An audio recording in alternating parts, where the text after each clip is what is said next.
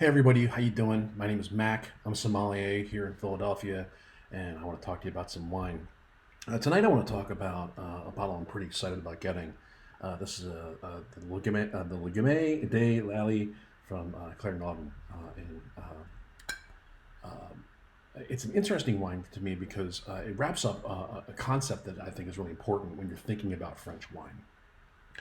French wines, when you look at them, if they're high quality, a lot of times they're going to have an indicator somewhere on the bottle that it follows wine law. So there's laws in France about how you're supposed to grow your grapes, and whether or not you should grow a certain grape at a certain quantity at a certain place. There's lots of things that kind of go into these things, but you'll see that on the bottle generally as Premier Cru, or sometimes it'll be 1ST Cru, or a Grand Cru. And depending on what area you are in France, one or the other of those is generally the best thing you're going to be able to buy.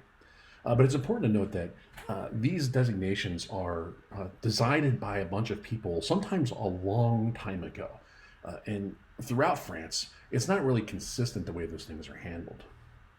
So the idea of these things is to come up with a standardization of how wine is made and make it so that you got a general understanding of quality from a certain place, because they don't want to waste this phenomenal place to grow grapes and make wine from it.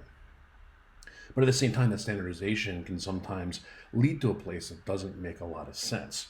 And so that brings me to the bottle we're going to talk about here. Now, this bottle, like Gamay de la Ali, this is from Claire Naudin, who is kind of a punk rock style like winemaker in Burgundy. And I want to point out something on the back of this bottle here. See where it says Vin de France?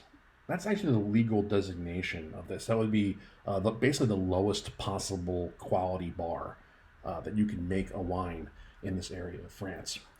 But there's a reason why it has a designation, and it has nothing to do with the quality of the wine. This wine is probably one of the best buys you can find out there in the marketplace, in that it's going to be like a $35 bottle, so it's not a cheap thing, but it's probably like a $60 or $70 bottle of wine.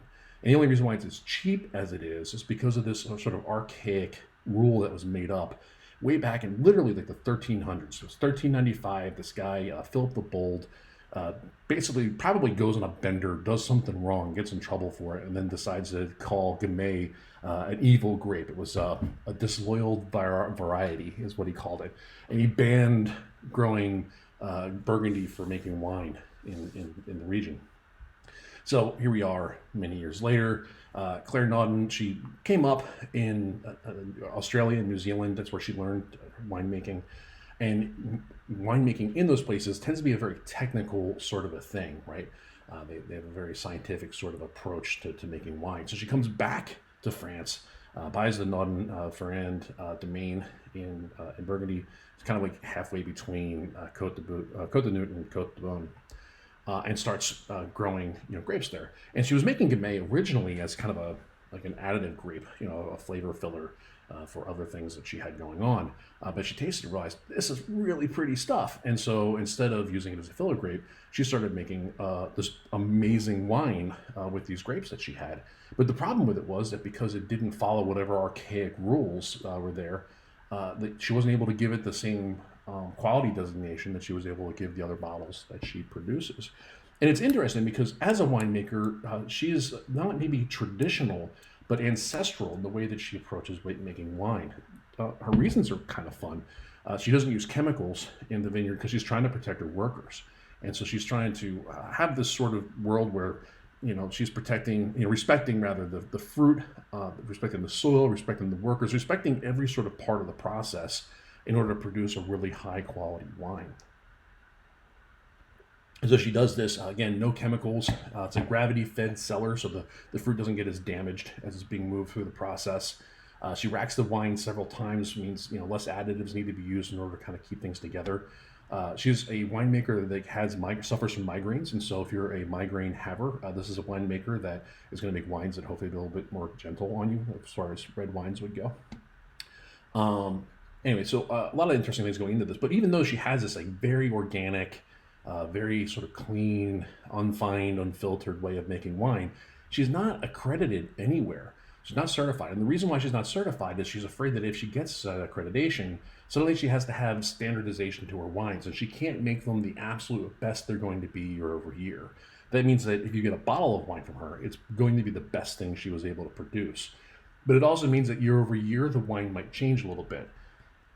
All right, so this particular bottle this year, it was whole cluster grapes. They're done in a cement tank, is where they're originally fermented. I have seen it said that these were done in Dolia as far as aging, which is another cement tank. I've also seen some people say these were done in steel tanks. I haven't been able to verify one way or the other which way it goes.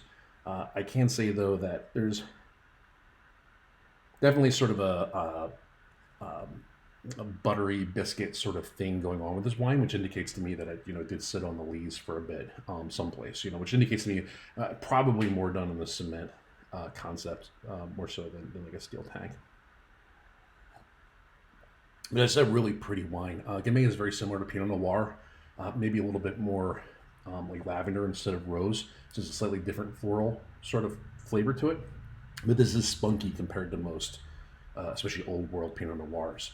It's got a lot of strawberry, a lot of raspberries.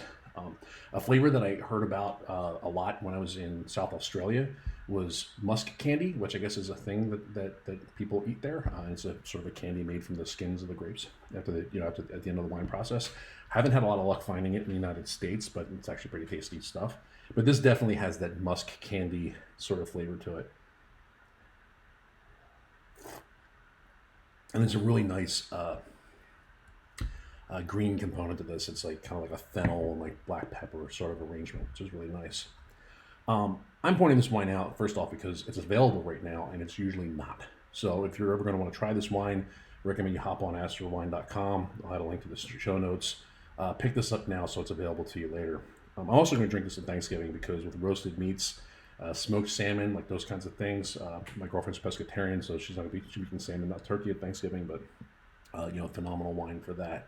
I recommend drinking this a little chilled, and I also recommend hanging on to a bottle for the summer because I think on a hot summer night, this wine chilled would really be a pretty excellent thing to get involved with.